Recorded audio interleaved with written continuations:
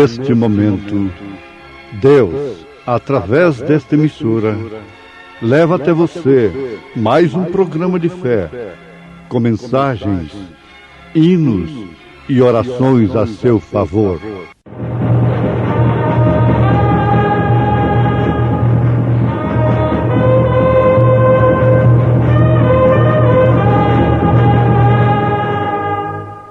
Fé para vencer.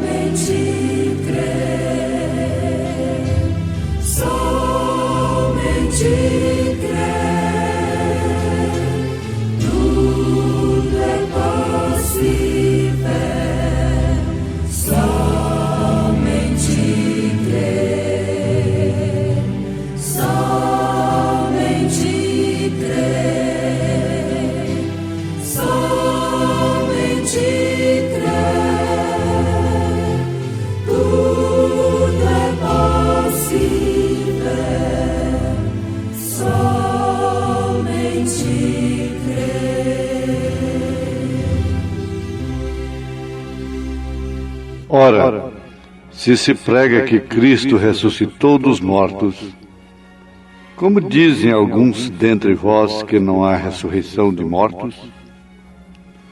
E se não há ressurreição de mortos, também Cristo não ressuscitou. E se Cristo não ressuscitou, logo é vã a nossa pregação, e também é vã a vossa fé. E assim somos também considerados como falsas testemunhas de Deus, pois testificamos de Deus que ressuscitou a Cristo, ao qual, porém, não ressuscitou, se na verdade os mortos não ressuscitam. Porque se os mortos não ressuscitam, também Cristo não ressuscitou. E se Cristo não ressuscitou, é vã vossa fé, e ainda permaneceis nos vossos pecados. E também os que dormiram em Cristo estão perdidos.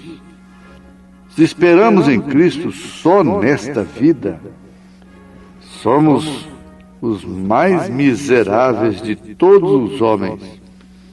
Mas agora, Cristo ressuscitou dos mortos e foi feito as primícias dos que dormem.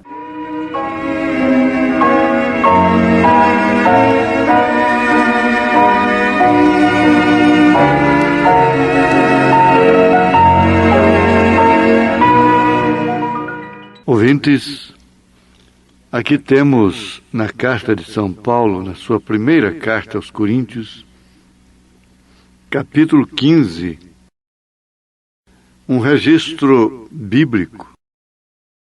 Isto quer dizer a palavra de Deus, mostrando através do apóstolo a justificação da nossa fé. De todos quantos viveram e partiram, dormiram, morreram nesta fé. De todos quantos estão vivendo nesta fé. A justificação de que realmente a nossa fé não é vã, ou a justificação pela qual a nossa fé não é vã. Você pode notar isto em 1 Coríntios capítulo 15 e em todas as Escrituras, todas as referências. Isso é uma grande influência, ou por que não dizer a maior influência da vida cristã. A vida cristã não significa de forma alguma que somos infalíveis, que o cristão é um ser infalível. Não existe infalibilidade no ser humano, em homem algum. Só existe infalibilidade em Deus, somente em Deus. Só Deus é infalível. Mas essa infalibilidade de Deus é que faz com que nós sejamos crentes. É que fez com que Abraão fosse crente e fosse o pai da fé. E que leva o homem, o ser humano, o ser finito, o ser falível, a crer e viver sob influência do infinito, do infalível. Em um certo tempo, lá na Austrália, eles mandaram buscar homens dos Estados Unidos, construtores, homens que constroem pontes, especialistas em pontes, engenheiros, construtores, para irem até a Austrália e ver se eles poderiam construir uma ponte que se tornou famosa, por ser muito necessária, mas exigia muita ousadia em sua construção, muita perícia, muita capacidade. E por que não dizer infalibilidade no assunto?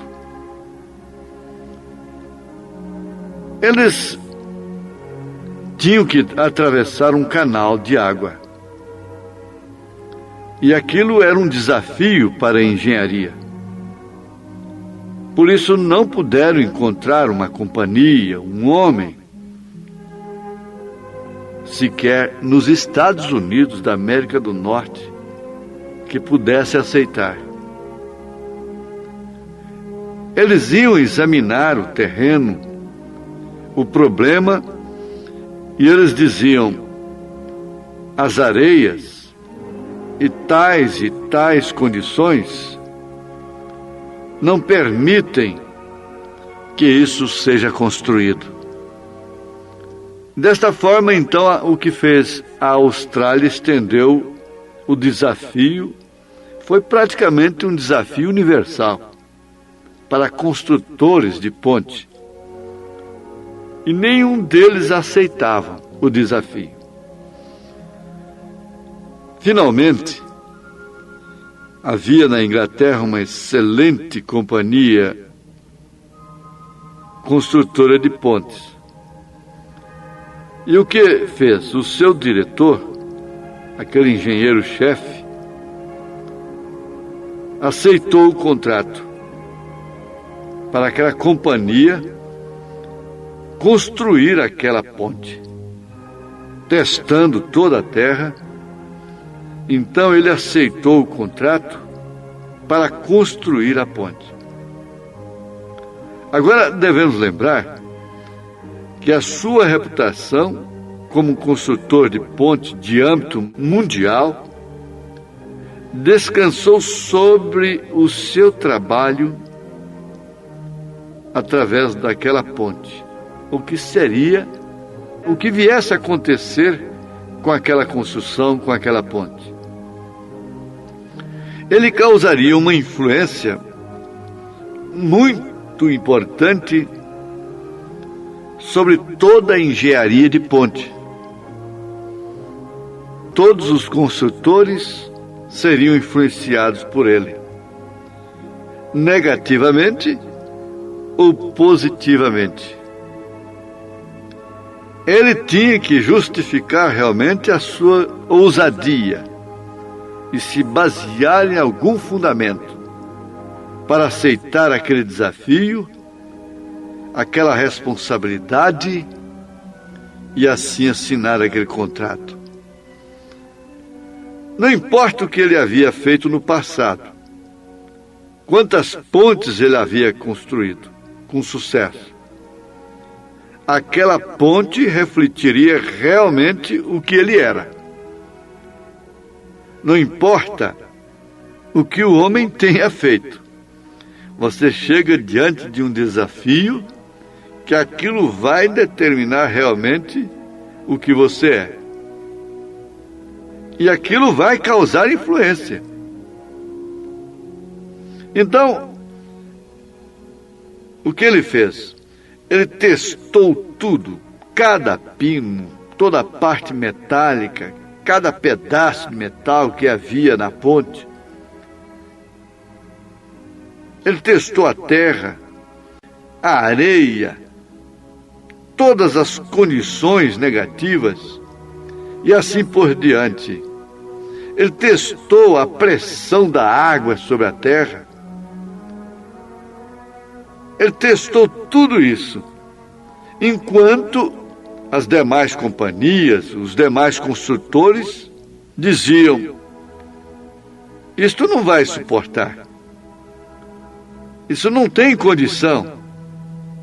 Me faz lembrar de uma ponte que foi construída aqui no Brasil, para o litoral brasileiro e no sul.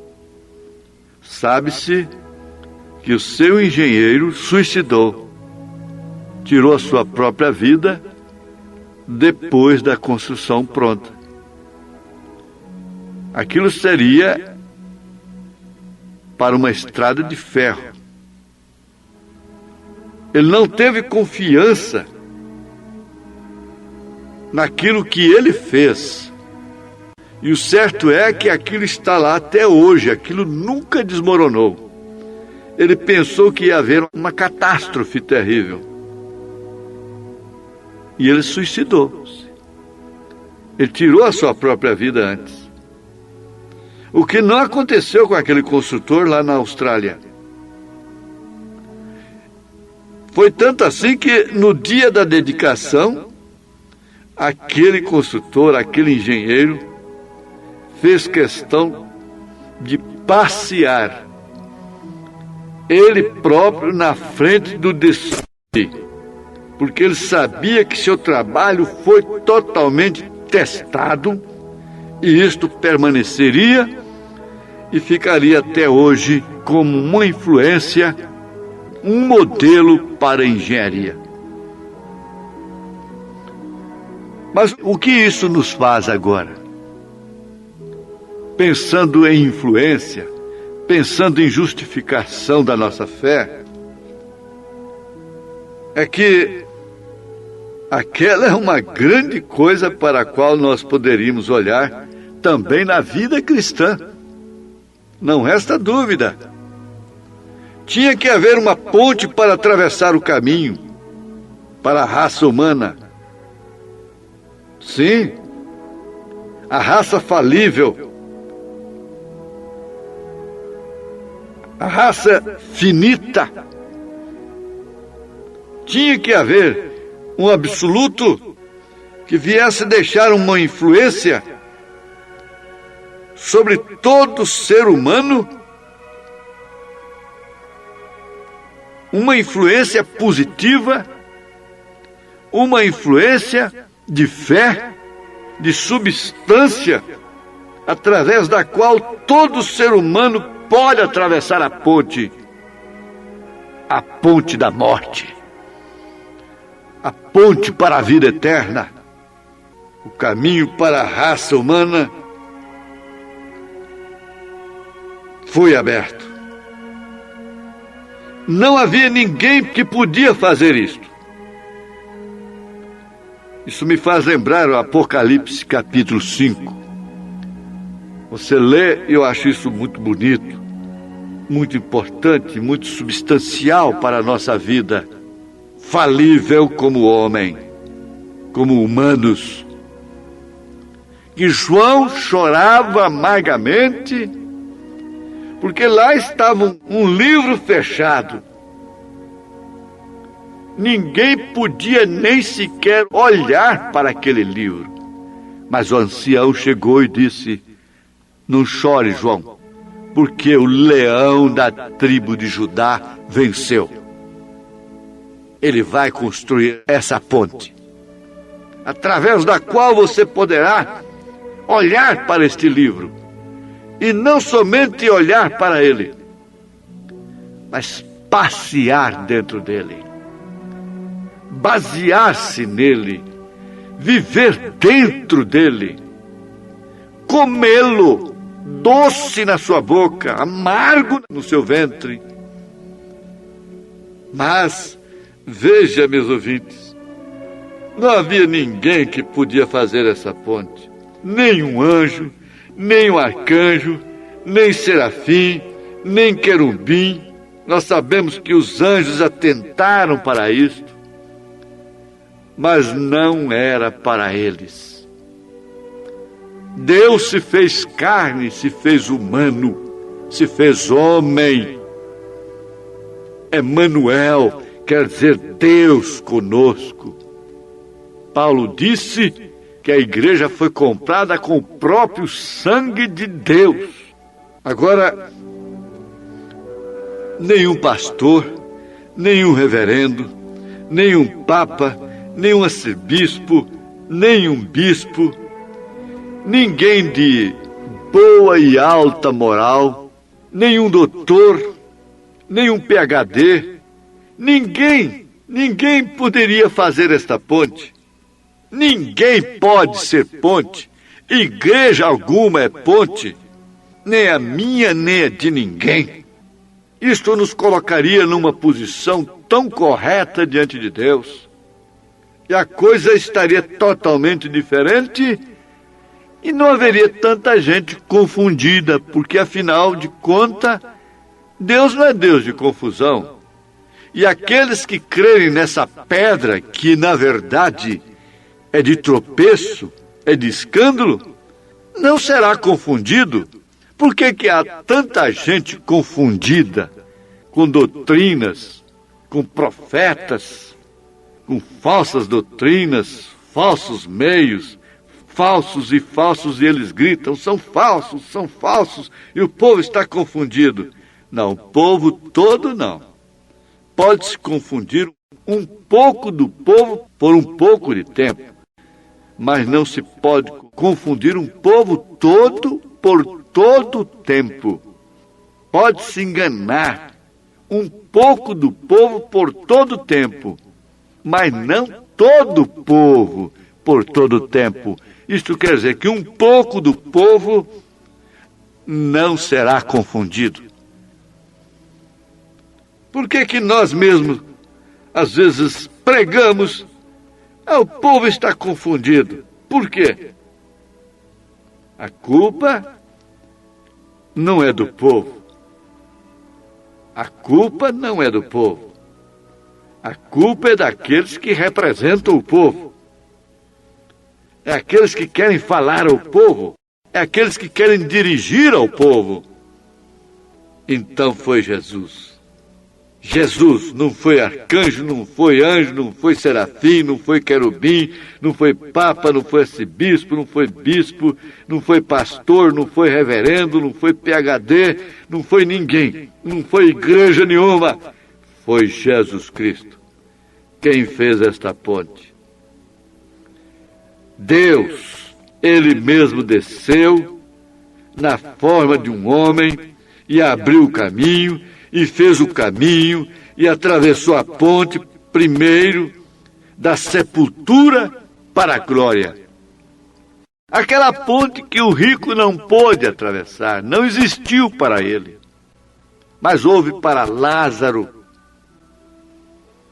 Aquela ponte que realmente foi encontrada, foi vista por todos aqueles que dormiram na fé, como Abraão e todos os patriarcas e todos os profetas, o próprio Jó.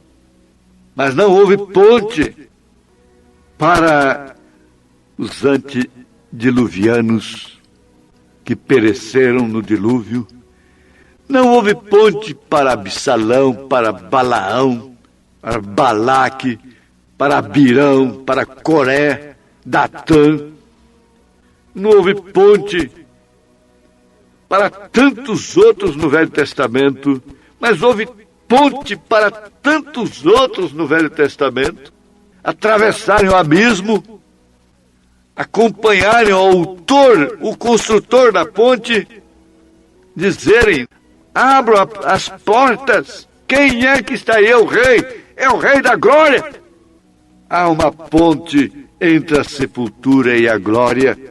E essa ponte foi construída. Ela não é um credo, ela não é um dogma, ela não é uma igreja, ela não é um tabernáculo, ela não é uma tenda, ela não é um templo caro, ela não é uma catedral. Ela é Jesus Cristo. Ela é a palavra revelada. E isto certamente mostrou o reflexo que chama a atenção, que atrai, que influencia os filhos de Deus, cada nervo em seu corpo, cada pensamento em sua mente, cada poder que estava nele. Nós deveríamos ser atraídos, sim, por esta força, por este evangelho que realmente retrata o Filho de Deus, o autor e o construtor da fé, o consumador da eternidade, da salvação. Foi a ponte de Maria Madalena, foi a ponte do ladrão arrependido, foi a ponte de Zaqueu. E por que citar somente esses bandidos? Ele é a ponte do homem intocável. Ele seria a ponte do Caifás, do Anás, que não eram bandidos, das suas esposas, que não eram meretrizes, porque todos pecaram, todos estão de cá do abismo. Não tem ninguém bonzinho que passa por este abismo por seus próprios méritos, pela sua própria moral, pela sua própria maneira de pensar acerca de Deus, pelos seus estudos acerca de Deus. Não, ele foi testado pelo inimigo. Jesus foi testado quando ele se limitou à dimensão humana. Ele foi tentado em tudo que você possa pensar que é pecado. Não há bandido no mundo que possa ser tentado como Jesus. Foi tentado porque concentrou toda a tentação dele, tanto para as boas coisas, humanamente falando, materialmente falando, o reino terreno, quanto a maldade. Tudo, porque se ele não fosse tentado de uma coisinha sequer, o diabo pegaria todo mundo naquela coisinha. Mas aí está. Ele resistiu à prova. Ele mesmo, na sua própria morte, quando ele a conquistou, e logo uma mulherzinha que atravessou a ponte saiu gritando do outro lado do abismo: ele vive! Ele vive! Ele vive! Ah, ele vive, sim, ele vive. Ele vive, por isso justifica a nossa fé. Por isso influencia-nos. Existe uma influência, existe uma atração na montanha. Qual é a atração da montanha? O que é nos atrai lá do outro lado? É o medo de ir para o inferno? Ninguém se salva com medo de ir para o inferno. Ninguém se salva porque o céu é uma maravilha. Não. É por atravessar o abismo pela fé. A essas alturas, o que é essa doença? O que é este mal? A estas alturas não precisa de um sermão de oração sobre você. Basta dizer: Deus te abençoe, em nome de Jesus Cristo, com esta mensagem. Amém.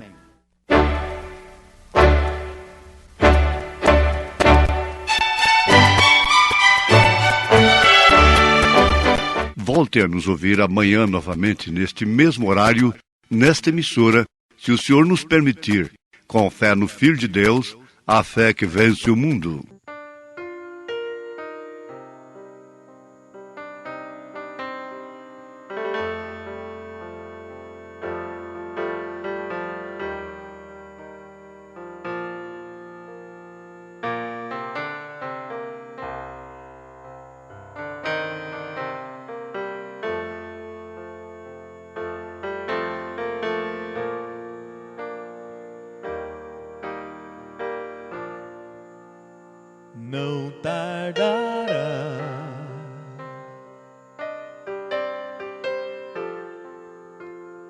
Cristo irá voltar,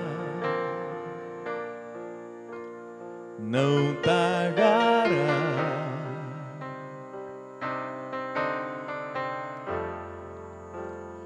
Vamos para o lar,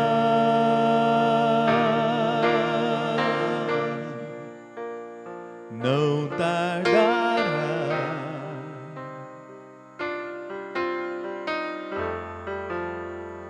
Cristo irá voltar, não tardará.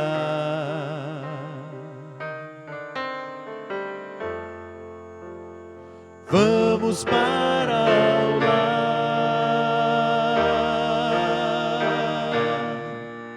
eu quero me preparar,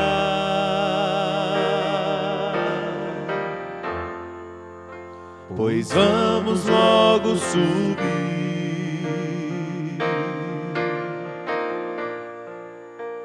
E quero junto a você lá no céu conversar com Jesus.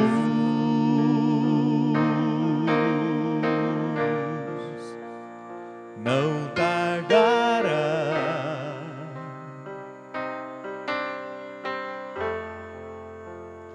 Cristo irá voltar, não tardará.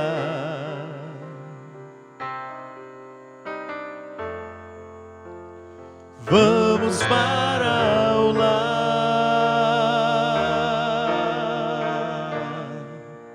eu quero me preparar,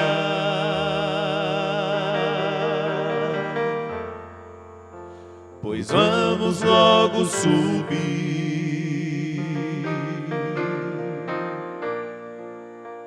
E quero junto a você lá no céu conversar com Jesus.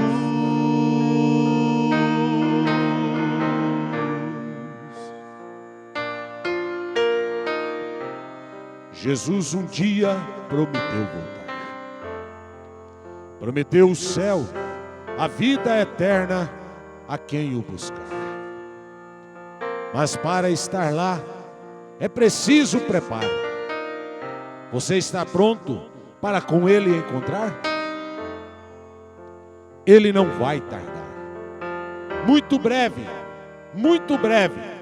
Ele vai voltar. Agora, amigo, é hora de decisão. Você e eu devemos nos preparar. Ah, Senhor, queremos tocá-lo, senti-lo, vê-lo no lar.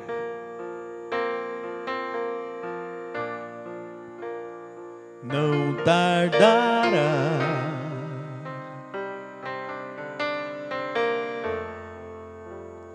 Cristo irá voltar, não tardará.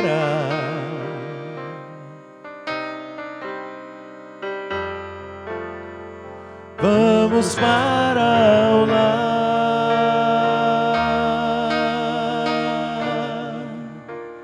não tardará.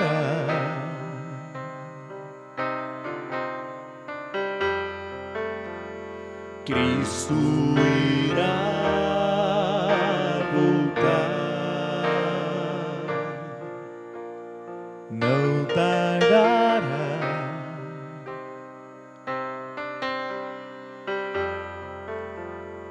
Vamos para